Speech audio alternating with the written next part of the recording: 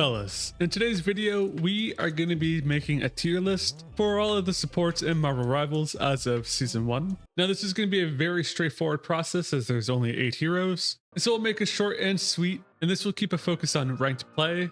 Of course, taking in a lot of different variables such as skill and buffs at the moment. Obviously, starting off, we have Luna Snow, who is a fantastic choice for any team.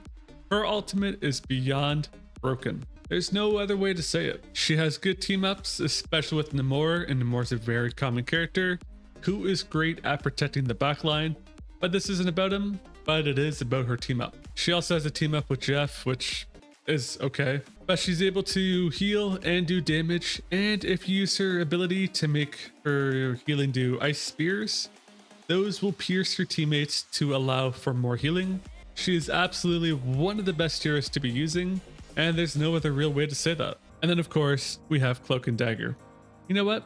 I'm gonna put Cloak and Dagger just to buff her, because I do believe that Cloak and Dagger is better than Luna. Both of their ults charge very fast. However, especially with that 4th dash that Cloak and Dagger gets, good for taking over an area, getting control, doing damage on top of healing. Cloak and Dagger is fantastic for healing. You can bounce her shots. Dagger, good for maneuverability, hide your team for a second. You can use this cape, make your team move just a tiny bit faster for a tiny period, and it's great for visibility and absolutely shredding enemies. I think for a long time, people did sleep on the actual damage output that Cloak and Dagger could do, and now we're starting to see that shine a lot more, especially over the last couple weeks. She has a great team up with Moon Knight, who is a fairly common character, which gives her even more healing. Which is why I do believe that they are just a little bit better than Luna Snow, but they're both fantastic choices to pick, and that's why they are the only two who are going to be in the S tier. And then we have Invisible Woman, who will be in the A tier. She has a pretty cool ultimate. It affects the visibility of your teammates that are within it, who also get healing, and any enemies that do enter it do get a slowdown effect. That slowdown effect is not super great, but the enemy can't see you and you can see them, plus they're slower, easier to hit. Although I do find that a lot of the enemy team just simply won't enter into that cylinder, which makes a lot of sense, but that slowdown effect really isn't all that much of a pain to deal with. And so I think if more people actually started to attack more and together and harder, that her cylinder would suffer a great deal more. But for the time being, simply you can just stand outside of it and shoot into it if you have projectiles, and that'll do fine enough. Her attack is great, and when she first came out, I actually thought that Invisible Woman would replace my main of Cloak and Dagger. It didn't, which I was surprised about, but I think that's because I could never get to play her in games. But she has a very strong attack. Her push and pull effect are fantastic for keeping space, and she has her shift ability to throw out that spear that sucks in people while doing good damage. You can throw that on a convoy. It's really, really good. But I think her attacks are just too narrow at the moment. Like, they're not, the area of effect isn't that great, and that's why she's not in S tier. I don't believe that she needs any rework. I think that would make her really, really broken. But right now, she's good and comfortable in the A tier as a support that you could play if either the first two get banned. But she doesn't have a lot of utility. Actually, I changed my mind. They're going into the B tier. Why the B tier? There's two ways that you can look at a support. There's on their own or as part of a team. And while there is that meta 3 support team up that's been common, that's really only good if you have a proper team for it and against certain other teams. As a general, what will be good is a good main focused healer, as well as someone who offers utility. And Invisible Woman isn't the best healer when talking in pure terms of actual healing, which isn't a problem, that's fine. But she's also not someone with a lot of utility. And that's why I think that they should be in B, as they're middle of the row. They're good on offense, they're good on defense, they're good with saving your team, good for crowd control, but only on select targets every couple seconds. So next we have Loki, who is solidly in that A category. I find with a lot of Lokis out there, they do tend to focus heavily on damaging, which isn't in itself a big problem. But when you aren't healing and you're playing a support character, a lot of people will take offense to that. He does decent damage, not a ton. He's not a good DPS character, but he can do a good chunky bit of damage and is great for positioning, placing your doppelgangers around, which can help give hesitation to the other team. Where he really does shine is with his rune arcs, which is like a pseudo Luna ultimate, and he can transform into any other character and use their ultimate, meaning you could have 2 Cloak and Dagger ultimates out or 2 Luna Snow ultimates out. And so he does do good damage, he can do great healing, but I think he can be a little bit tricky to play, which is why he's not in the S tier. He's not a great healer, he's not a great support on his own, but he is a good one when paired up with other supports. Then we have Jeff. Jeff is C tier. He's an okay healer. His basic healing will pass through your teammates and heal a bunch at a time, but it can be kind of clunky to use, and when you do use his healing ability, that really just shows the other team, hey, here's a giant blue line pointing to where this other person is who is needing to be healed. He has good survivability if you play him really rapidly. His bubbles are good for giving some quick healing and a movement boost. With Jeff, the main way that you see him is with his water blast healing, as well as with his ultimate, and his ultimate is 1 to 6 characters and a suicide of yourself. Not that it's awful, but it does take your healer out of the game for 15 odd seconds, depending how far in the map you are. And so it's not too great. I think he is perfectly fine in the C tier.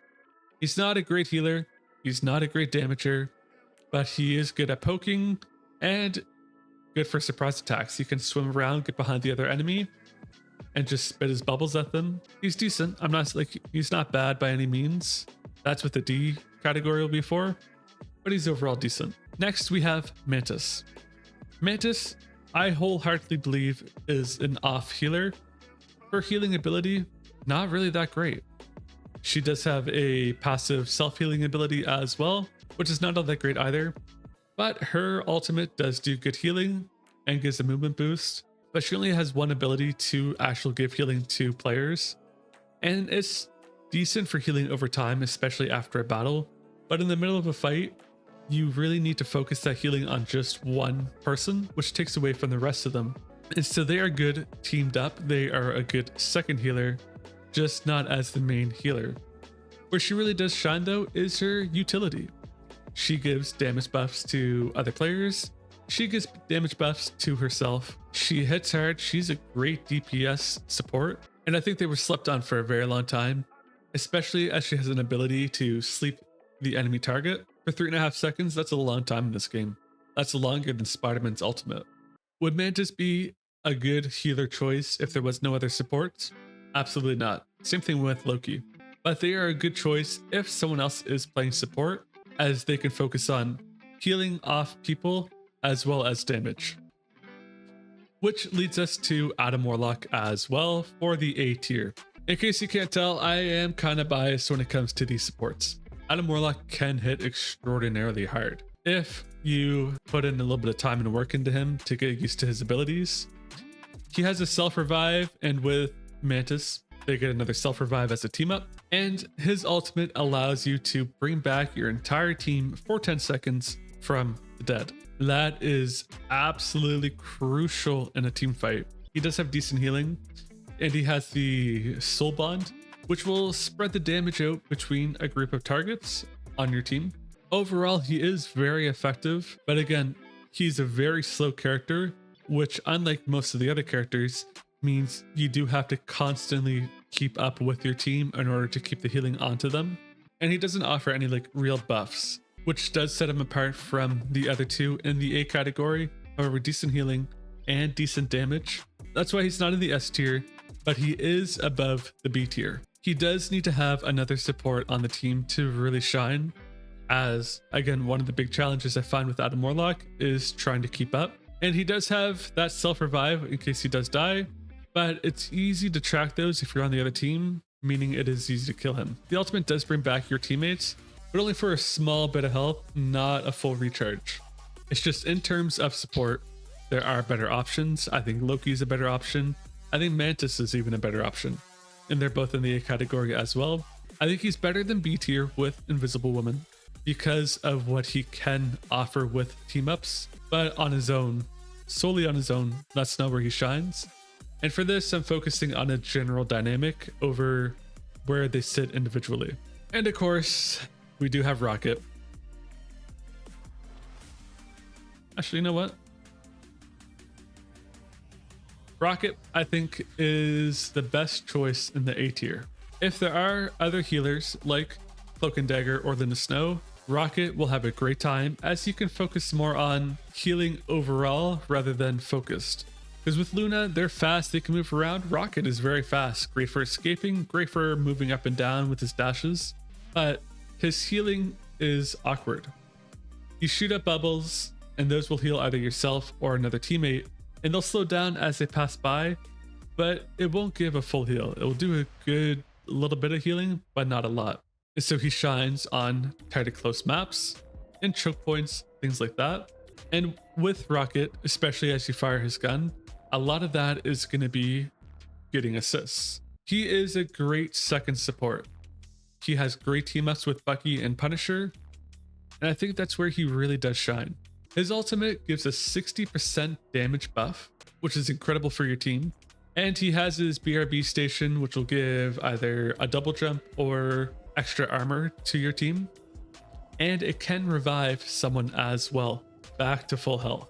And so his damage output in of itself is really not that great, unless he's up close and personal, like within 3 meters. But at that point, he likely is going to be killed off very fast. But he has decent wide range healing. He can shoot his bubbles and they bounce around a bunch of times. They'll heal any teammate that they pass by. I'm not trying to down on his healing at all. He gets a ton of healing in per game, but is very, very clunky to use. He would not be a good healer on his own, but he is a good second healer. He doesn't do great damage. He's not a DPS, but he has great utility between his ultimate of bonus damage, between his team up giving infinite ammo and shooting faster, between his BRB station, which gives overshield, double jump, and can revive. Rocket is simply the best as that second healer and is top of the A category. I still do think that Invisible Woman is middle of the line. Is she going to be a great healer with Cloak and Dagger or Luna? Yeah, they can get healing, but they're not going to be great at it, as they have to play similarly to Luna of being up close. They can do some damage, which is cool, but there's other better options for doing damage. She can't revive. She does have crowd control, which is why she is above Jeff, but she doesn't do really any buffs. Her team up was with Mr. Fantastic at the moment, who's not a common character anymore, and even then is very limited for the utility of it. She has some other kind of utility.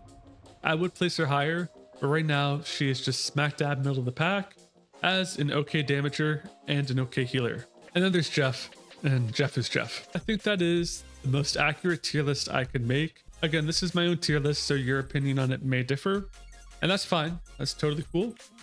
But this is just where I think these heroes are ranked. Cloak and Dagger and Luna, of course, are easy S tiers between their actual healing, their damage, and their ultimate being incredibly fast charging and really good healing and damage depending. And then for the A tier, we have Rocket, Loki, Mantis, and Adam Warlock. They're all great off healers, not great healers, not great soul healers, but off healers. They offer utility, they offer some sort of extra oomph to their kit, unlike Invisible Woman, who can do crowd control, which is good. That's why they're not a bad character. They don't do great healing, they don't do great damage. Their ultimate is kind of weird to use, and for the most part, you just don't go in it and you're fine. And then of course you have Jeff in the C tier. Now, this is not to say that he is bad. That's why there's no one in the D tier. I think all these support are good in their own way. Just Jeff is not the best at what he does. He doesn't really do crowd control. His healing is okay, but it gives away position, and he doesn't really offer much else besides that. His bubbles do give a movement boost, but not a lot, and it's very odd to get those out. Whereas everyone else, you just click and aim at your teammates. And so that's a wrap on this support tier list in Marvel Rivals. Tell me, do you think I have someone in the wrong spot, or I'm just completely wrong in general? Let me know in the comments below. And hey, Hit that like button if you're still watching. Subscribe for more videos like this if you haven't already. Stay tuned for the next one.